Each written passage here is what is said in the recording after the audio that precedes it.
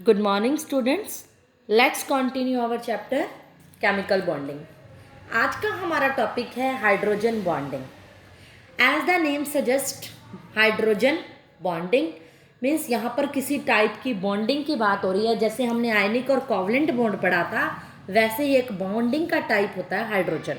Means उसके अंदर hydrogen atom तो हो गई. पहले मेन इसकी कंडीशन बता देती हूँ कि हाइड्रोजन बॉन्डिंग की क्या कंडीशन है. ये जो बॉन्डिंग होती है एक हाइड्रोजन एटम और एक इलेक्ट्रोनेगेटिव एलिमेंट के बीच में होती है. ये नेसेसरी कंडीशन है कि वहाँ पर एक तो हाइड्रोजन एटम होना चाहिए क्योंकि हाइड्रोजन बॉन्डिंग है और साथ में एक इलेक्ट्रोनेगेटिव एलिमेंट भी होना चाहिए. जैसे फ्लोरीन, क्लोरीन हो गया, ऑक्सीजन हो गया, नाइट्रोजन हो गया. These are electronegative elements. इनमें से कोई भी हो सकता है. और जैसे मैं आपको एक एग्जांपल दे रही हूँ HF का. हाइड्रोजन फ्लोराइड एक मॉलिक्यूल होता है. मान लो एक HF के बहुत सारे मॉलिक्यूल पड़े हैं. एक HF है, यहाँ पर भी एक HF है, ये एग्जांपल है, और यहाँ पर भी HF है. बहुत सारे मॉलिक्यूल हैं. ये हाइड्रोजन और फ्लोरीड में क्या कोवलेंट बॉन्ड है हमें पता है. एक हाइड्रोजन और फ्लोरीड और दूसरे हाइड्रोजन, या फ्लोरीन क्या है, एक इलेक्ट्रोनेगेटिव एलिमेंट है, और ये हाइड्रोजन क्या है, हाइड्रोजन एटम है. इस हाइड्रोजन एटम और दूसरे के इलेक्ट्रोनेगेटिव एलिमेंट के बीच में जो डॉटेड लाइन से मैं दिखा रही हूँ, ये जो बॉन्ड होता है, ये इस बॉन्डिंग को बोलते हैं हम हाइड्रोजन बॉन्डिंग. ये देखो HF के मॉलिक्यूल बहुत सारे में पॉसिबल है. ये वाली बॉन्डिंग क्या है, कोवलेंट बॉन्ड है. ये वाली H और F, यहाँ भी जबकि हाइड्रोजन है और एक फ्लोरीन है, लेकिन ये हाइड्रोजन बॉन्डिंग नहीं होगी.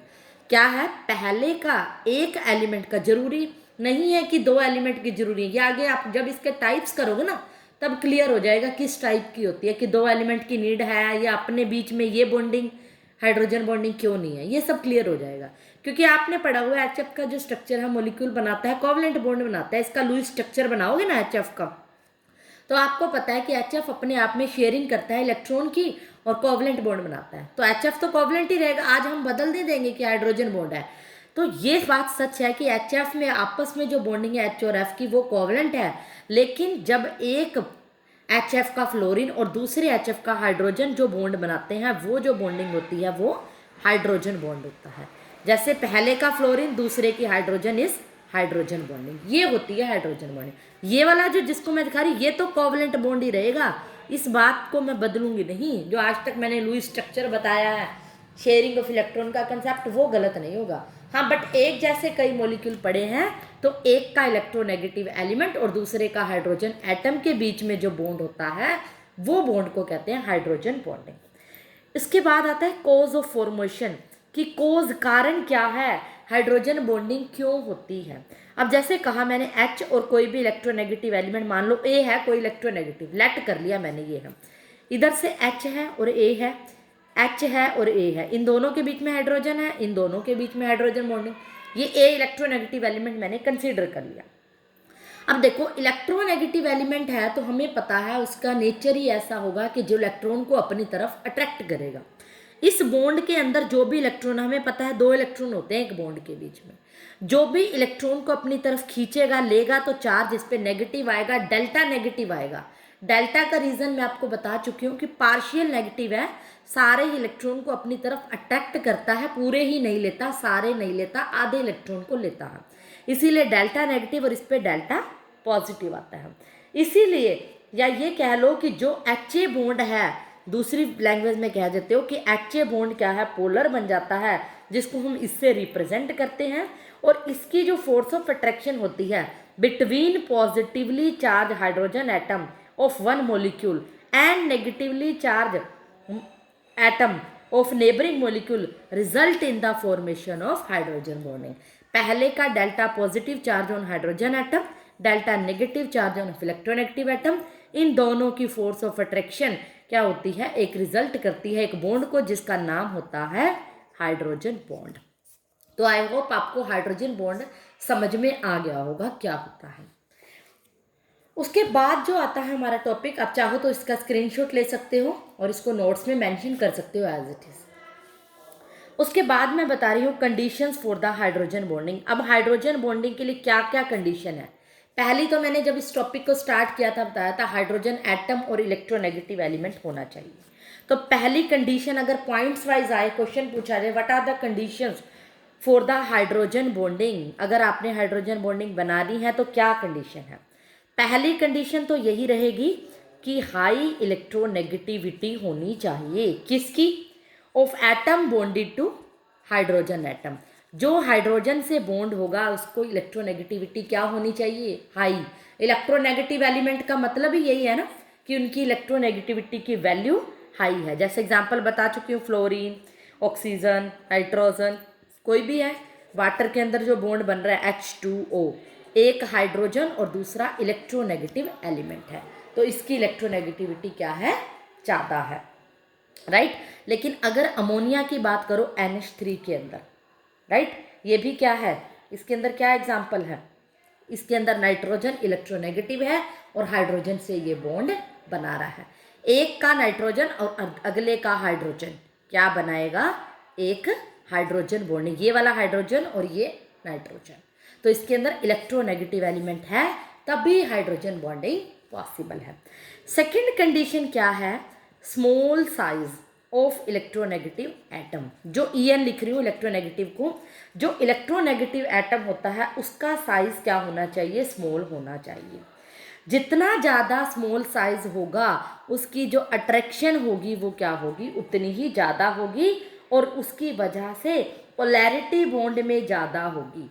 अगर अट्रैक्शन ज़्यादा होगी तो बॉन्ड पोलर नेचर का होगा, और ऊपर मैं बता चुकी हूँ कोज में अगर पोलर नेचर का होगा उसमें अट्रैक्शन ज़्यादा होगी, उसी की वजह से हाइड्रोजन बॉन्डिंग भी होगी। क्योंकि अगर इलेक्ट्रोनेगेटिव एटम का साइज छोटा है, मैं आपको एक एग्जांपल दे रही हूँ, उससे एक्सप्लेन करती हूँ इस बात को। मान लेते हैं कि एक NH3 मॉलिक्यूल्स है। NH3 में मैंने अभी बताया कि ये हाइड्रोजन बॉन्डिंग को शो करता है। NH3 के मॉलिक्यूल आपस में बहुत सारे जुड़ जाए तो हाइड्रोजन बॉन्ड शो करते हैं, लेकिन HCl का जो मॉलिक्यूल है वो हाइड्रोजन बॉन्डिंग शो नहीं करता। वाई? यहाँ पर रीजन ही यही है कि small size of electronegative element. Electronegative element here nitrogen and here is chlorine. यहाँ पर क्लोरीन का जो साइज है, size of chlorine is greater than that of size of nitrogen. Nitrogen से क्लोरीन का साइज ज़्यादा है, जबकि इनकी इलेक्ट्रोनेगेटिविटी सेम है। इसकी भी इलेक्ट्रोनेगेटिविटी 3 होती है, इसकी भी इलेक्ट्रोनेगेटिविटी 3 होती है, ठीक है। लेकिन फिर भी इनके बीच में हाइड्रोजन बॉन्ड नहीं बनता, हाइड्रोजन बॉन्ड की फॉर्मेशन नहीं होती due to large size of chlorine.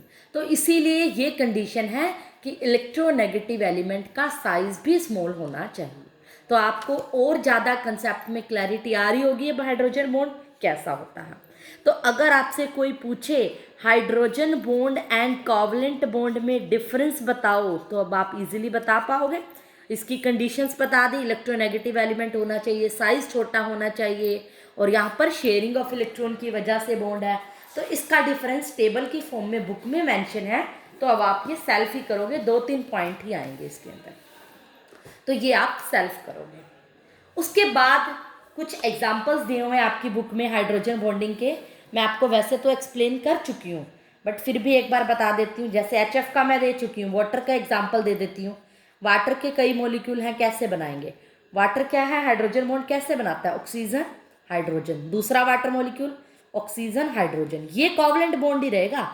Water का अपने आप के साथ तो कोवलेंट ही रहेगा, लेकिन एक वाटर का हम क्या कहेंगे? Electronegative element. मान लो ये इस तरह से सराउंडेड है, यहाँ पर इसको आप ऐसे दिखा लो OH, H2O ही बन गया। अब एक का ऑक्सीजन और दूसरे का हाइड्रोजन के बीच में बॉन्डिंग, राइट। अब यहाँ पर मान लो कोई दूसरा पड़ा है OH, एक का ऑक्सीजन दूसरे का हाइड्रोजन, एक का ऑक्सीजन दूसरे का हाइड्रोजन, एक का ऑक्सीजन दूसरे का हाइड्रोजन, ये जो बॉन्ड बन रहा है वो कैसा है? Hydrogen bond. आई होप आपको क्लियर होगा। अब अमोनिया का एग्जाम्पल स्ट्रक्चर इस तरह से आप सेल्फ करोगे, डू योर सेल्फ, ये आप अपने आप करके देखोगे, ये बिल्कुल ईजी है, बुक में भी मेंशन है, अगर हेल्प की ज़रूरत है तो इसका स्क्रीनशॉट ले लीजिए। Now come to the types of the hydrogen bond. ये बड़ा ही इंटरेस्टिंग है, इसमें आपको हाइड्रोजन बॉन्ड के बारे में कुछ और भी जानने को मिलेगा। हाइड्रोजन बॉन्ड 2 तरह का होता है। एक तो होता है इंटरमोलिकुलर हाइड्रोजन बॉन्ड, नाम में लिटिल बिट का ही डिफरेंस है, कंसेप्ट में भी लिटिल बिट ही आएगा। एक होता है इंट्रामोलिकुलर हाइड्रोजन बॉन्ड। इंटरमोलिकुलर का इंटर का मतलब होता है एक मोलिक्यूल दूसरे मोलिक्यूल के साथ जब बॉन्ड बनाता है, जैसे कि मैं अब तक आपको बताती आ रही थी H F H F H F means एक मोलिक्यूल दूसरे मोलिक्यूल के इलेक्ट्रोनेगेटिव एटम और हाइड्रोजन के बीच में बॉन्डिंग। ये अब तक जो आपने पढ़े सारे एग्जाम्पल वो किसके पढ़े? इंटरमोलिकुलर मीन्स हाइड्रोजन बॉन्ड जो मोलिक्यूल्स होगा या तो सेम भी हो सकता है, डिफरेंट भी हो सकता है एलिमेंट। ये तो सेम है, डिफरेंट भी हो सकता था, हो सकता है यहाँ एच एफ हो यहाँ वाटर हो, कोई भी हो सकता था मोलिक्यूल, लेकिन ऑफ टू मोलिक्यूल्स के बीच में ही बॉन्ड बनता है हमेशा। एक एच एफ के बीच में अगर वो बॉन्ड बन रहा है अपने आप में ये वाला हाइड्रोजन बॉन्ड नहीं होगा। ये कोवलेंट बॉन्ड था एच और एफ के बीच में। इसके लिए या तो एलिमेंट सेम हो, एच एफ और एच एफ हो, या हो सकता है एच एफ और वाटर के बीच में हो, तो डिफरेंट भी हो गए दोनों एलिमेंट, लेकिन होने दो मॉलिक्यूल चाहिए। उन दोनों के बीच की बॉन्डिंग को हम बोलते हैं इंटरमॉलिक्यूलर हाइड्रोजन बॉन्डिंग। एक होता है इंट्रामोलिक्यूलर। इंट्रामोलिक्यूलर होता है जब सेल्फ के साथ, मतलब एक या ये कह लो वन मोलिक्यूल के अंदर ही बॉन्डिंग अगर हाइड्रोजन हो, वो कैसे होगी उसके डिफर। अब ये नहीं कह दोगे एच एफ जब अपने साथ बॉन्ड, ये बात मैं कह चुकी हूँ, एच एफ कोवलेंट बॉन्ड ही बना रहा है, ये कंसेप्ट नहीं बदलेगा। अपने आप से जो बनाते हैं कुछ एक एग्जाम्पल है, जैसे ऑर्थो नाइट्रोफिनोल इसका बेस्ट एग्जाम्पल है। कुछ एक एग्जाम्पल आपको याद रखने पड़ते हैं। ये फिनोल का स्ट्रक्चर होगा ऑर्थो नाइट्रोफिनोल, NO2 ग्रुप जब जुड़ा होगा, ये डैटी बॉन्ड का है, बता चुकी हूँ। ऑर्थो नाइट्रोफिनोल, फिनोल कब लगता है? बेंजीन के साथ जब OH ग्रुप अटैच होता है। ये सब नेमिंग एक बार के लिए याद रखो। ऑर्गेनिक केमिस्ट्री के बेसिक में आपको नेमिंग भी करना सिखाऊंगी, आपको ये पता चल जाएगा कि इसका नाम कैसे रखा जाता है। फिलहाल अब के लिए इतना ही रखो, ऑर्थो नाइट्रोफिनोल। अब हमें पता है कंडीशन वही रहेगी, एक का ऑक्सीजन, एक इलेक्ट्रोनेगेटिव एलिमेंट और एक हाइड्रोजन, लेकिन इस बार कोई दूसरा ऐसा मॉलिक्यूल नहीं होगा, एक मॉलिक्यूल के बीच में होती है, तो एक ही मॉलिक्यूल के अंदर एक इलेक्ट्रोनेगेटिव एलिमेंट और एक हाइड्रोजन बॉन्ड ये पड़े, उन दोनों के बीच में ये डॉटेड लाइन सीधे से बना लेना बॉन्ड। ये जो बॉन्ड होगा वो कैसा होगा? Hydrogen bond. तो मॉलिक्यूल एक ही था, कंडीशन वही फॉलो हुई, एक इलेक्ट्रोनेगेटिव और एक हाइड्रोजन एटम। एक एग्जांपल मैं आपको और दे देती हूँ, ऑर्थो नाइट्रोबेंजोल का एग्जांपल भी आप ले सकते हो। जैसे बेंजीन रिंग है, बेंजीन रिंग के साथ मान लो कोई ग्रुप अटैच है, COOH ग्रुप हो गया अटैच, और यहाँ क्या है? NOO। अब एक का ऑक्सीजन दूसरे का हाइड्रोजन पड़ा है, ये बॉन्ड बना लेंगे आपस में। ये जो बॉन्डिंग होगी वो कैसी होगी? इन दोनों के बीच में बात कर रही हूँ, ये बॉन्ड कैसा होगा? Hydrogen bond. तो मॉलिक्यूल क्या हुआ? एक ही है, कोई दूसरा ऐसा मॉलिक्यूल नहीं रखा मैंने, सेल्फ के साथ ही बॉन्डिंग बना रहा है, और इसकी वजह से जो बॉन्डिंग बनी वो क्या हो गई है? Intramolecular hydrogen bond. तो सेकंड एग्जांपल भी आप इसका नोट कर सकते हो, जिसका नाम होता है ortho nitrobenzoic acid. Benzoic acid, ये नेमिंग मैं आपको ऑर्गेनिक में सिखाऊंगी, तो इसलिए डरने की जरूरत नहीं है, इस चैप्टर के लिए आप एक बार याद भी रख सकते हो। आवर नेक्स्ट टॉपिक इज इसी से रिलेटेड है, जो कि इन्फ्लुएंस ऑफ हाइड्रोजन बॉन्डिंग। मतलब हाइड्रोजन बॉन्डिंग का क्या इफेक्ट, इन्फ्लुएंस का मतलब होता है इसका इफेक्ट क्या पड़ता है ऑन प्रॉपर्टीज, अलग अलग प्रॉपर्टीज के ऊपर किन किन प्रॉपर्टीज पे हाइड्रोजन बॉन्डिंग का असर होता है। पहला इन्फ्लुएंस होता है which is most important, association. मतलब एसोसिएट का मतलब होता है मॉलिक्यूल आपस में जुड़ जाते हैं। जब हाइड्रोजन बॉन्डिंग होती है तो मॉलिक्यूल जुड़ जाते हैं। जैसे अब मैं आपको नया एग्जांपल दूंगी, वैसे तो मैंने HF के केस में बनाया, एक चेन बना दी थी, मॉलिक्यूल जुड़ गए थे। एक नया एग्जांपल देती हूँ, जैसे RCOOH के मॉलिक्यूल। जब इसके बहुत सारे मॉलिक्यूल आप लोगे, जैसे RCOOH अपने आप में मॉलिक्यूल है ये। दूसरा मॉलिक्यूल मैं इधर लिख लेती हूँ RCOO और H। RCOH एक मॉलिक्यूल, RCOH दूसरा मॉलिक्यूल। अब क्या बनाएगा? जब ऑक्सीजन और हाइड्रोजन के बीच में बॉन्डिंग, यहाँ भी ऑक्सीजन और हाइड्रोजन के बीच में दूसरे मॉलिक्यूल में बॉन्डिंग हो रही है, ये कैसी होगी? Hydrogen bonding. यहाँ मॉलिक्यूल क्या हो गए? एसोसिएट हो गए, मिलकर RCOOH की ट्वाइस डाइमर बन गया इनका। डाइमर का मतलब होता है जब उसके 2 स्ट्रक्चर आपस में जुड़ जाते हैं। 3 जुड़ेंगे तो ट्राइमर, 4 जुड़ेंगे तो टेट्रामर, इस तरह से ये स्ट्रक्चर हो रहे हैं। तो मॉलिक्यूल आपस में जुड़कर डाइमर बना रहे हैं, तो हम क्या कहेंगे, मॉलिक्यूल एसोसिएट हो गए हैं, जुड़ गए हैं। एक तो ये इफेक्ट पड़ रहा है। दूसरा इफेक्ट इसका क्या पड़ेगा, higher melting point and boiling point. अब मैंने कहा कि जो कंपाउंड हाइड्रोजन बॉन्ड बना रहे हैं, मैं कह रही हूँ उनका मेल्टिंग पॉइंट और बॉइलिंग पॉइंट भी क्या होता है, हाई।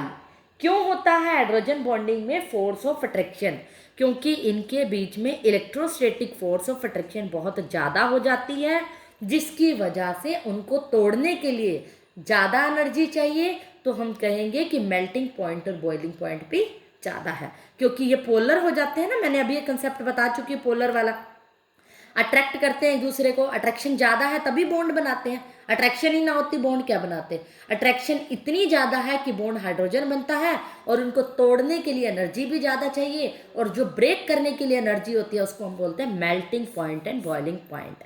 तो इसीलिए फोर्स ऑफ अट्रैक्शन ज़्यादा होने से उनका melting point and boiling point भी ज़्यादा होगा। उसके बाद आता है फिजिकल स्टेट पे भी इसका असर है। अलग अलग प्रॉपर्टीज डिस्कस कर रही हूँ। देखो मैं, हाइड्रोजन बॉन्डिंग से फिजिकल स्टेट कैसे डिफर होती है, बड़ा ही अच्छा कंसेप्ट है, न्यू कंसेप्ट है।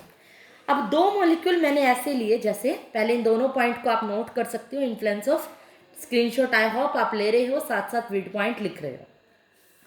फिजिकल स्टेट पे कैसे एग्जांपल है, मान लेती हूँ मैं एक मॉलिक्यूल लेती हूँ वाटर, हमें पता है इसमें भी हाइड्रोजन बॉन्डिंग है। एक मैंने ले लिया H2S, इसकी भी हाइड्रोजन बॉन्डिंग होती है। दोनों ही एग्जांपल ऐसे लिए क्योंकि मैंने इन्फ्लुएंस हाइड्रोजन बॉन्डिंग का बताना है। लेकिन फिर इसकी फिजिकल स्टेट कैसे डिफर होती है। जो वाटर होता है लिक्विड फॉर्म में होता है, लेकिन H2S इज ए गैस होती है। दोनों में हाइड्रोजन बॉन्डिंग है, लेकिन फिजिकल स्टेट दोनों की अलग क्यों है, ये कंसेप्ट एक्सप्लेन होगा। ड्यू टू रीजन क्या है इसका, इलेक्ट्रोनेगेटिविटी। इलेक्ट्रोनेगेटिविटी की वजह से ऐसा होता है। वाटर के अंदर अगर हम देखें, जो ऑक्सीजन की इलेक्ट्रोनेगेटिविटी है इतनी ज़्यादा होती है कि इसके मॉलिक्यूल्स एसोसिएट हो जाते हैं एक दूसरे से, और इसका बॉइलिंग पॉइंट ज़्यादा होता है और हाइड्रोजन बॉन्डिंग बनाता है। लेकिन सल्फर की इलेक्ट्रोनेगेटिविटी कम होती है, नेग्लिजिबल होती है, इसीलिए जो H2S होता है वो एसोसिएटेड भी नहीं होता, आपस में जुड़ता नहीं है। और आपस में जब नहीं जुड़ता तो मॉलिक्यूल क्या होते हैं, दूर दूर होते हैं। और इसमें एसोसिएशन ज़्यादा होती है, एसोसिएशन होती है ये भी कह सकते हो, इसका पीछे मैंने स्ट्रक्चर भी बनाया था। अब जब एसोसिएशन होती है तो मॉलिक्यूल जुड़ जाते हैं, पास आ जाते हैं।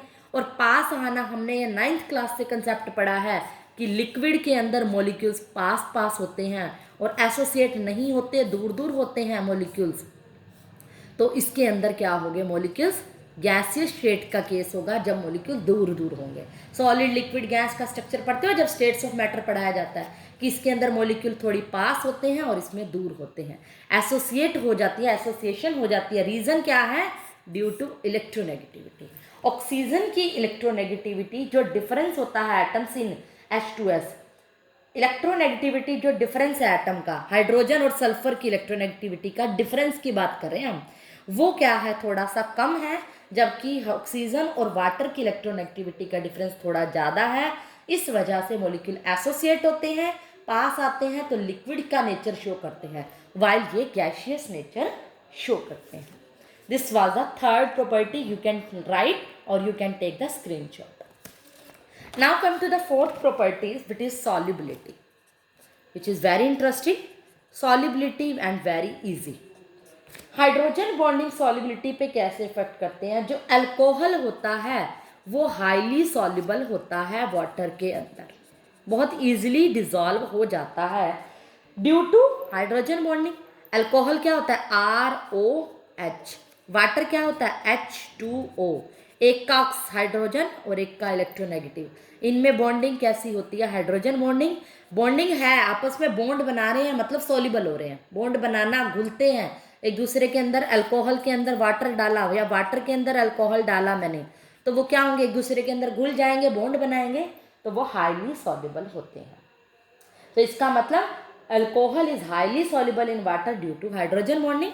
इसका मतलब जो हाइड्रोजन बॉन्डिंग बनाते हैं उनकी क्या होती है, सॉल्युबिलिटी भी ज़्यादा, तभी वो बॉन्ड बनाते हैं। बड़ा इजी सा कंसेप्ट है। लास्ट प्रॉपर्टी जो आती है वॉलेटिलिटी। वॉलेटिलिटी का पहले तो मैं वोलाटाइल्स के बारे में बता रही हूँ। वोलाटाइल स्पेलिंग थोड़ी सी मिस्टेक होगी, VOLATILE। वोलाटाइल कंपाउंड्स वो होते हैं जो ईजिली इवेपोरेट होते हैं, जैसे जिनको मैंने थोड़ा सा हीट किया और ईजिली इवेपोरेट यानी वेपर्स में कन्वर्ट हो जाते हैं, that is called volatile compounds. और जिन जिन कंपाउंड्स को हम इजिली इवेपोरेट करते हैं, उन कंपाउंड्स की प्रॉपर्टी को हम क्या बोलेंगे, वॉलेटिलिटी। अब जिनके अंदर बॉन्डिंग होती है हाइड्रोजन बॉन्डिंग, जैसे कि एग्जांपल NH3, वाटर, HF। हमें पता है अगर हाइड्रोजन बॉन्डिंग है तो इनका melting point and boiling point भी क्या होगा, ज़्यादा, यानी कि इसको तोड़ने के लिए ज़्यादा एनर्जी चाहिए। अगर इसको तोड़ने के लिए एनर्जी ज़्यादा चाहिए तो दिमाग लगाओ, मतलब ज़्यादा एनर्जी मतलब ज़्यादा T मतलब टेम्परेचर, टेम्परेचर ज़्यादा, इसका मतलब टेम्परेचर जिसको ज़्यादा गर्म करना पड़ रहा है वो इजीली इवेपोरेट नहीं हो रहे ना, क्योंकि मेरे को ज़्यादा किसी चीज़ को गर्म करना पड़ रहा है, तो वो वोलाटाइल तो नहीं हुए, इजीली वोलाटाइल तो नहीं हुए, इसीलिए वो क्या होते हैं, लेस वोलाटाइल होते हैं as compare to other members. मतलब ऐसे मेंबर से लेस वोलाटाइल होते हैं जो हाइड्रोजन बॉन्ड नहीं बनाते। जो हाइड्रोजन बॉन्ड बनाएगा वो लेस वोलाटाइल होगा, क्यों, क्योंकि उसका मेल्टिंग पॉइंट बॉइलिंग पॉइंट ज़्यादा होगा, उसको तोड़ने के लिए ज़्यादा टेम्परेचर चाहिए, और जिसको टेम्परेचर ज़्यादा देना पड़ेगा, गर्म ज़्यादा करना पड़ेगा, वो इजीली वेपोरेट ही नहीं होंगे, और वेपोरेट नहीं होंगे तो वो लेस वोलाटाइल होंगे। तो हाइड्रोजन बॉन्डिंग वाले कंपाउंड में क्या फ़र्क आता है, उनका वॉलेटिलिटी नेचर कम होता है, right. These are the properties influence of hydrogen bonding. And the last topic is, जो भी हाइड्रोजन बॉन्डिंग से ही रिलेटेड है, जिस टॉपिक का नाम है वाटर एंड अनयूजुअल लिक्विड। एक अनयूजुअल लिक्विड की तरह कैसे बिहेव करता है, इसके अंदर क्वेश्चन कैसे आता है ये भी मैं आपको बताऊंगी। कि कहता है कि कई बार कि हाइड्रोजन जो बॉन्डिंग होती है उसी से रिलेटेड कंसेप्ट है, क्वेश्चन आता है why ice is lighter than water. कभी भी क्वेश्चन ये नहीं आएगा वाटर एंड अनयूजुअल लिक्विड, ये तो एक पार्ट है इसका, जस्ट कहता है कि why ice is lighter than water.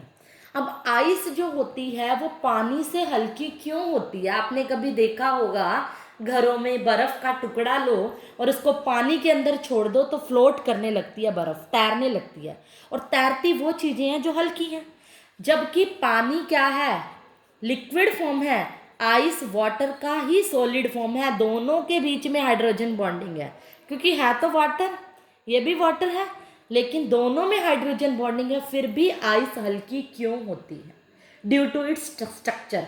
X-rays ने इस बात की स्टडी की थी, इसके आंसर को मैं एक नेक्स्ट पेज पर लिख रही हूँ, आप वहाँ से इसको नोट कर सकते हैं, why ice is lighter than water. X ray studies किया था कि आइस के जो स्ट्रक्चर होता है वो ओपन केज लाइक स्ट्रक्चर होता है। मैं आपको इन दोनों के स्ट्रक्चर की डिफरेंस में इसका रीज़न है। आइस का जो स्ट्रक्चर होता है वो कैसा स्ट्रक्चर होता है, ओपन केज लाइक स्ट्रक्चर। इस नाम से ही पता चल गया होगा, केज होता है पिंजरा, ओपन है खुले पिंजरे की तरह स्ट्रक्चर। हमें पता है आइस इज वाटर का सॉलिड फॉर्म, स्ट्रक्चर तो वाटर का ही बनेगा, जैसे एक ऑक्सीजन, ये हाइड्रोजन, ये हाइड्रोजन।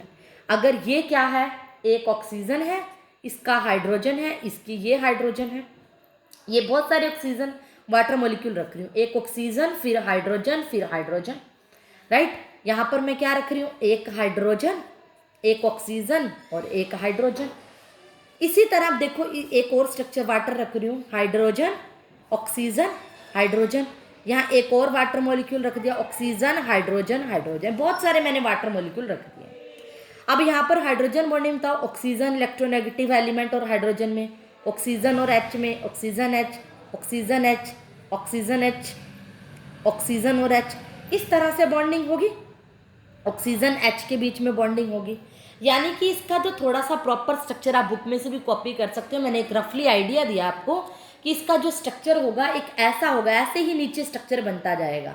वाटर मॉलिक्यूल्स के जब बनाओगे, ऑक्सीजन के साथ ऐसे, हाइड्रोजन के साथ इस तरह से इसका बॉन्ड बनेगा, यहाँ ऑक्सीजन के साथ, फिर वो हाइड्रोजन के साथ, फिर आगे हाइड्रोजन के साथ, मतलब ऐसे केज सी बढ़ती जाएगी, ओपन केज लाइक स्ट्रक्चर होगा, राइट। लेकिन जब वाटर का आप स्ट्रक्चर बनाते हो, जो वाटर है लिक्विड है, लिक्विड के मॉलिक्यूल्स जो हैं वो टेट्राहेड्रिकली स्ट्रक्चर बनाते हैं।